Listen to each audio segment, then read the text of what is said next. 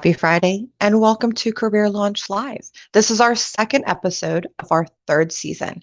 And this one's going to be very unusual because I don't have a guest. It's just going to be me today. I'm here to answer your questions, to give some general advice, and you can ask me literally anything. Yes, I'm here to answer questions about job search or HR, but also if you just have questions about me, about the show, about the octopus legs that are behind me, I mean, whatever it is, feel free to jump on and ask. This is a safe space. We do fully embrace diversity and inclusion here, and we will try very hard to always respond with respect and dignity, unless you say something shitty, and then in which case, oh well for you. You'll just get the answer that you get. But I want to talk today a little bit about the show and what it is first. So this is Career Launch Live. We talk about everything people and the workplace. So we've covered everything from payday law to neurodiversity to inclusion to better hiring practices to better job search tips to what leadership means. So just very much an encompassing show. And people have asked me why this is how I've structured my show and not so specific. And to me, it is specific because in the workplace, people are everything. They drive your business. They are what makes your company function. They're the heartbeat of your entire organization. So they are the topic to talk about. That's it. Your people are it, folks. It's without your people, there would be nothing. And so whenever you are, looking at your organization, what can we do to be better? What can we do to be stronger? What can we do to get more sales? What can we do to make more of an impact? Look first to your people. They're the ones that will lead you there. So that's my first message of the day. Put your focus on your people. And that's why I chose to have Career Launch Live structured this way. I've been asked about that so many times. So that's why. Another one that's been really interesting, that's come up a lot lately, is why neurodiversity? How did you get into this? Why does it matter? Why does it matter to you? So first of all, neurodiversity is a term coined by sociologist Judy Singer, who is from Australia. And it's a term used to refer to diagnosable or medically visible differences in how the brain processes information. So for instance, ADHD, dyslexia, dyspraxia, Tourette's, TBIs, autism, bipolar, epilepsy, all of these types of things are neurodiversity. It's just a difference in how your brain processes. And my why for that is that it's fascinating. It's so cool. How the human mind works is utterly fascinating. It's so cool. And I've noticed a big pattern over the years in my decade or more of talent acquisition and in consulting, that there's this pattern that people don't understand neurodiversity. And so they shy away from it, or they try to normalize the person and make them act in ways that are not comfortable for them, do things that are not comfortable.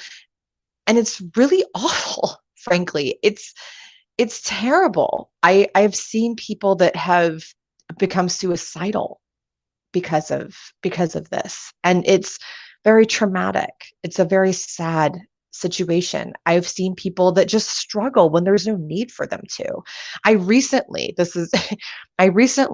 spoke to a company who thought it was perfectly appropriate to rescind an offer from a candidate because they needed a free app that would help them be able to better process written information. This candidate had dyslexia. So they just said, no, thank you to you. And their reasoning was, oh, no, we're not discriminating, but this just isn't how we work. Well, okay, first of all, no, that is discrimination. That is almost a textbook definition of discrimination. Also, why is your way the only way? That's always something that's baffled me in business. I have been told over and over and over and over again ad nauseum by companies, well, this is just how we do it. That is the most stupid reason to do something in the entire world. Don't ever do something just because that's how you do it. If that's your best reason, you need to do it a different way.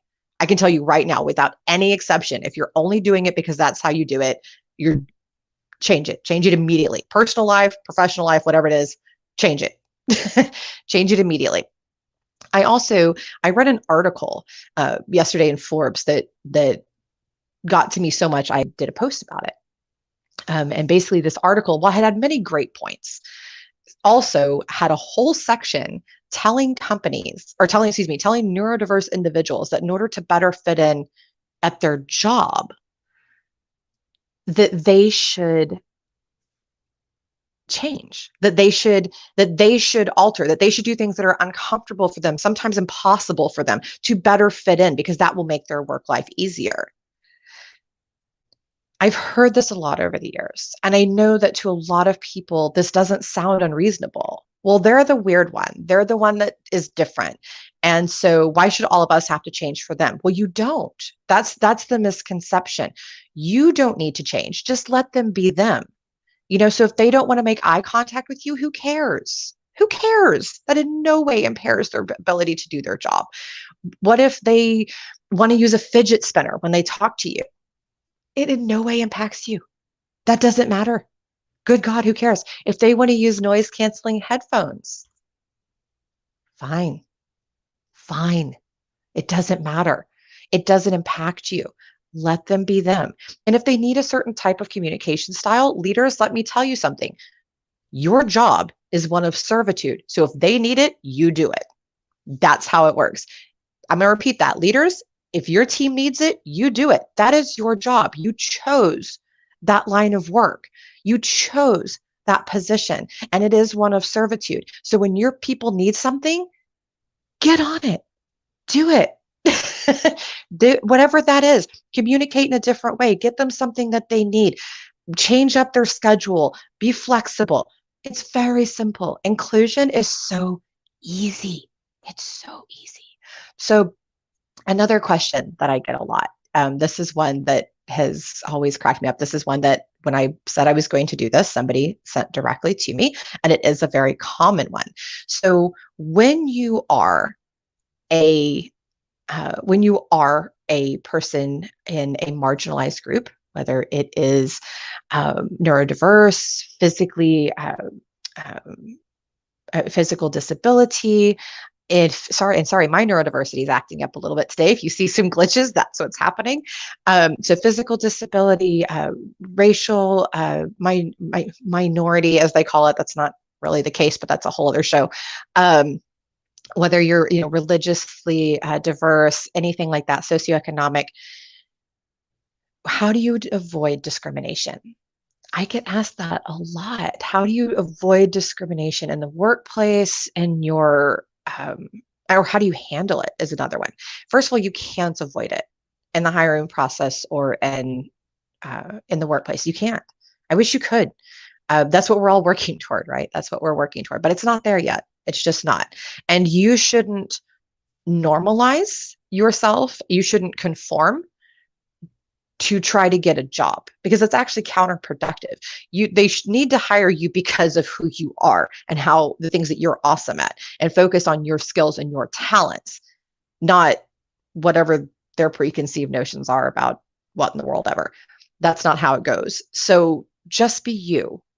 Be you. Now, not TMI. I did a post about that the other day. Not TMI, but be you. Be authentically you. I kind of hate that term. I really do. But that's the easiest way to describe it in a way that most people will know what I'm talking about. So be authentically you. And just when you're going into these interviews, that my number one piece of advice is, if you're comfortable, they're comfortable. So if it's something where they're not sure, are they going to be able to do this job? Are they going to have the skills? Is this something that's going to get in the way? Because ultimately, that's really what's happening. They're not sure. They don't know. So when you address it, it takes all the power away from that confusion and that misinformation, and it puts them at ease. So example, I had a very important speech to give at Web Summit last year, which is a huge convention, by the way, about 50,000 people. And I had my little audience, and there are people walking around. It's very distracting, lots of craziness, very exciting. It was a great opportunity. And that morning, I had a really bad seizure. And my entire speech left my brain. I knew basically what I was supposed to talk about, but I had no idea what I'd written. I tried. I read it over and over and over again, trying to bring it back, and my mind wouldn't hold on to it. And I had actually a second seizure as well, so my brain just wasn't going to do it. So I asked the people who ran the speech I was doing. I said, "Hey, can I bring my notes? Here's what happened." They said, "Oh yeah, sure, no problem, no worries." And I got up there to give my speech, nervous because I was like, "Man, who knows how this is going to go?" Right? Because even with my notes, who knows? And I got up there, and you could see the audience was kind of looking at me like, "Why she got her phone? What's going on with that?" And I told them what happened before I started my speech. And everybody just kind of relaxed and went with it, and it went well. I've gone to job interviews, and I've gone to client interviews where I had facial tics, and I would just tell them, "Hey, I'm safe. Don't worry about it. I'm okay. This is just part of who I am. I'm not in any pain. Don't worry about it. We're just going to keep on. We're just going to keep on marching." The exact wording I've used is, "Hey, you may notice some facial tics today. Don't worry about it. It's just part of a medical thing I have. Not a big deal. Let's just keep on going." Nothing. A friend of mine, Stacy, gave me a new one for my arsenal too. She calls it my dance moves when I get my whole shoulder going and all that. So now whenever I have a live presentation and that starts happening, I go, "Hey guys, you're going to get to see some of my dance moves today. Don't worry about it." And everybody laughs and they love it, and it decompresses the energy. So that's just a tool that you can use, and it's something I get asked about a lot. Um, and and so just when you're moving forward, just know, guys, that I know it sucks to be discriminated against. I get asked about that so much. I know it sucks, but you don't want to work for a company that's going to discriminate against you anyway. You just don't. And so you don't try to bend into this. Oh, and Casey is with Miss Stacy is with us today. Hi, Stacy. And we do have another question that I'm going to address or comment that I'm going to address in just a minute. But it's really interesting to me that that people put so much focus on this, and I just tell them, you're going to experience it. You just be you be great, bring less stress to the situation. That's all you can do. So we have a comment here that I want to read. "The interesting thing about how the workplace is organized by the ruling majority, who are overwhelmingly neurotypicals, is that they are not only ignorant, but they miss out on the very different ways in which neurodiverse people process information and the unique insights that we bring to the table. They fail to realize that homophily, I can't hardly read today. I'm so sorry, guys. My neurodiversity is being very weird. Plays a huge role in the fact that they are surrounded by people who are just like them." There has been a research piece that has discredited, and then they kind of trailed off a little bit. But yeah, they're absolutely right. So people don't realize that neurodiversity is not scary. It's not bad. It's not a disability. It's not a deficit. It's just different. It's just a different way that your brain processes. You can use examples. Kind of some of the bigger ones are like Richard Branson of Virgin Records. You have a bunch of scientists, a bunch of the NASA folks. I know not everybody likes him, but Elon Musk came up. He is neurodiverse. So you can see that it actually comes with a lot of gifts. Dyslexia, for instance, is known to come with innovation, creativity. Hyper focus is one of an ability to process information can come with autism. There's ability to just different kind of wavelengths of processing. The way that they process is very different. ADHD comes with a lot of creativity and again, hyper focus, but a lot of people don't know that. With bipolar. So I have bipolar 1, and my manias actually give me super speed. I'm like Dash on The Incredibles. I'm just going. Nobody can catch me. I am kicking butt and taking names. It's amazing. It is the most amazing feeling in the world. It's like you just had adrenaline just shoved into your body for 2 weeks. And so it's tiring, but man, can I do some amazing things. So neurodiversity has a lot of positive things with it. Another thing that comes with it is that because of the difficulties that go with it, we also have a lot of empathy that other people don't have. It's like, oh yeah, all right, Yeah, that's what it is. Also, the ability to think outside of yourself is very common, which is not always common with most people. But the ability to think outside because you're used to it. You're used to having to think, what can I do to make other people more comfortable? What can I do to accommodate this? So it's just kind of a way that you've taught your brain to think. So when you're looking for somebody who can think about the experience of others, neurodiverse people are your answer. And somebody posted here, it is not because a whole bunch of people are in agreement on something that they are necessarily right. Correct. That is so true. I mean, think about it. In our history, we've had so many circumstances in which the majority was grossly wrong. I mean, we used to think as a whole human race that it was okay to own humans. Not a thing. We used to think that women were property. Not a thing. We used to think that there was nothing wrong with torturing animals. Not a thing. Just because the majority thinks it. Oh, we also used to think that the earth was flat.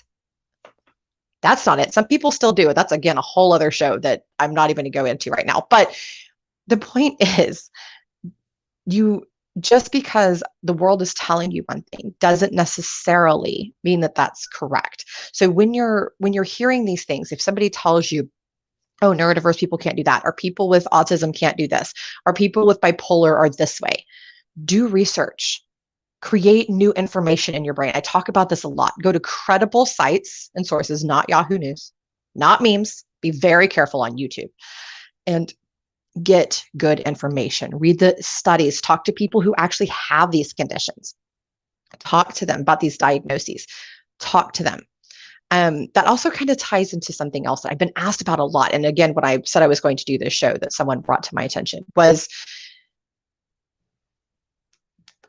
terminology. And I almost hate to even go down this road because I'm probably not the best person for it. But people always go, oh, well, this person wants to use this and this person wants to use this. How am I supposed to keep up with this? And what's polite and what's impolite? And if I'm, just meeting someone, do I guess? Do I ask? What do I do? And especially as an employer, this can actually be tough because you're not supposed to ask certain things. So it kind of puts you in a real kind of precarious situation. So in general, this is what I tell people.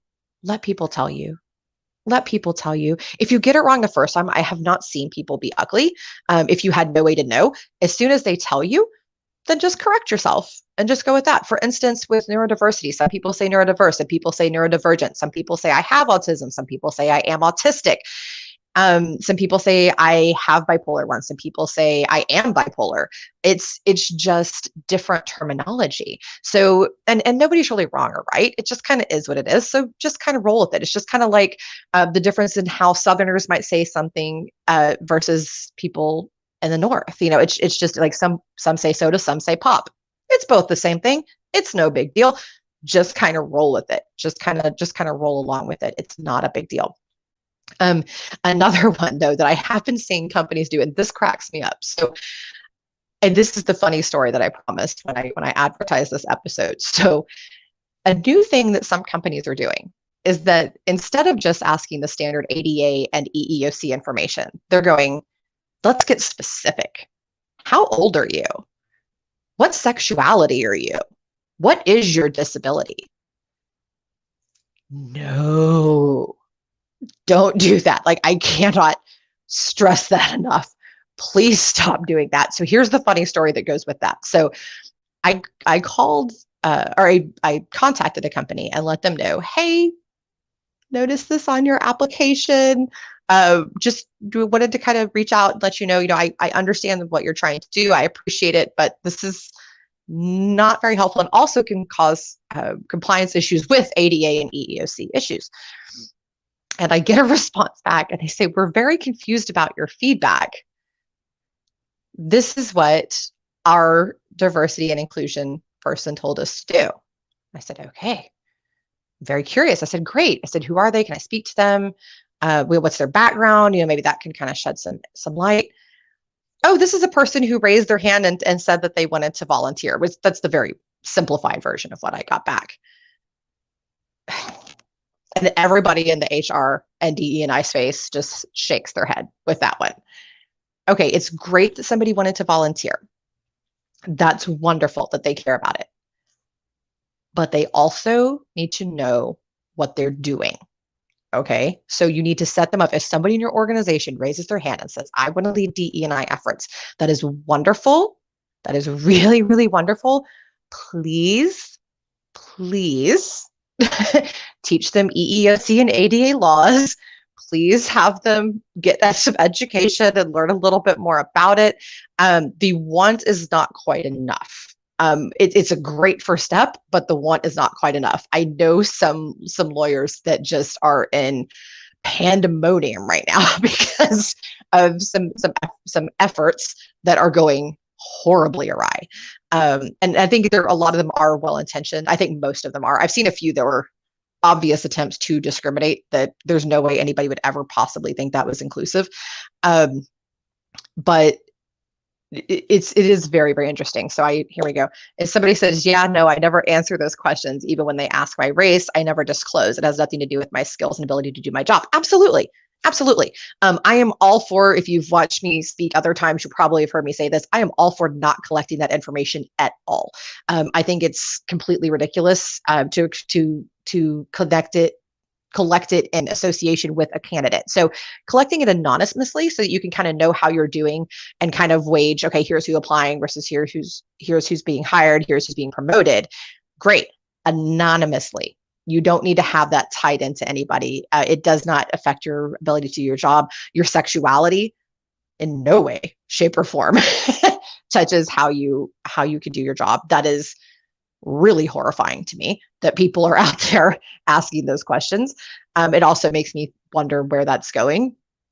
Another one that I have seen recently is that that they want to ask the same information 3 and 4 times. I literally, because I'll go through it, I'll do this periodically, like, okay, let's see what's going on now that things are shifting.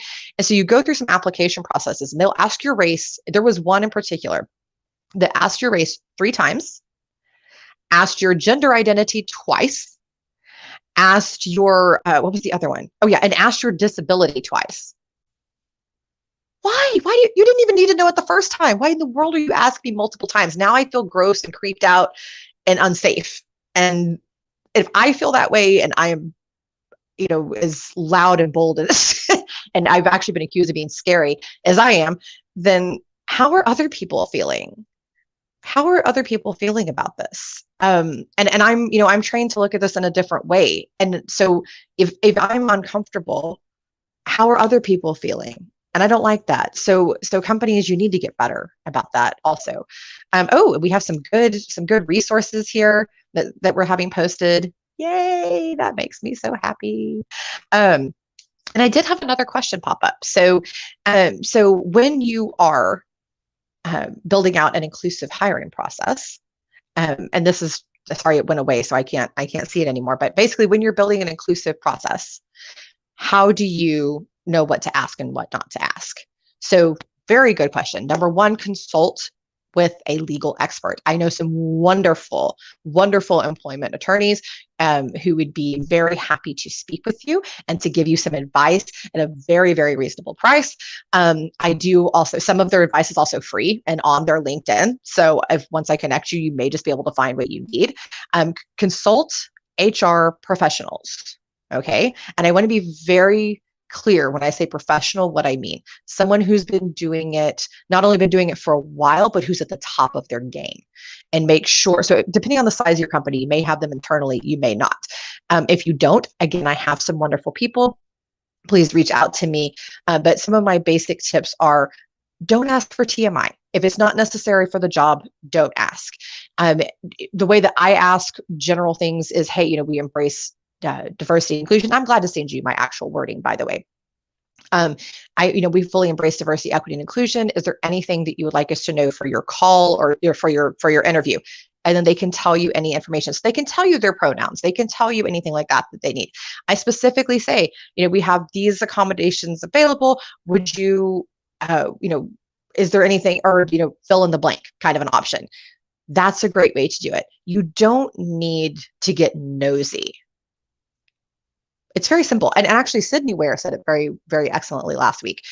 If they can say to you, I don't know you like that, or you don't know me like that, don't do it. Very, very simple. Very, very simple. Don't do it. Very, very easy. Very, very easy. Oh my gosh, we're having so many wonderful, beautiful resources dropped here. That's making me so happy. So, you guys, that's kind of the long and short of it. I just kind of wanted to touch on some of this because I've had so many questions coming my way about these topics lately. So many. We have, this is only season two. You guys see, my neurodiversity is not liking me today. This is episode 2 of season 3. Check out the site to see what other topics we have coming up. We have some amazing guests. We have some incredible topics. We're going to get funny with it this year. It's going to be a lot of fun. In fact, on Tuesday, I'm speaking with Sabrina Greenwood Briggs, who is wonderful, incredible HR consultant. And she and I are going to get funny about some stories that we have about our neurodiversity and neurodiversity with which we have worked. So join us for that. If you have any topics that you'd like discussed, if you need a resource, please reach out to me. I'm always here to help. Other than that, have a wonderful weekend. Everybody be great. Best of luck in your job search if you're looking. Best of luck in your career if you have one. See you next week.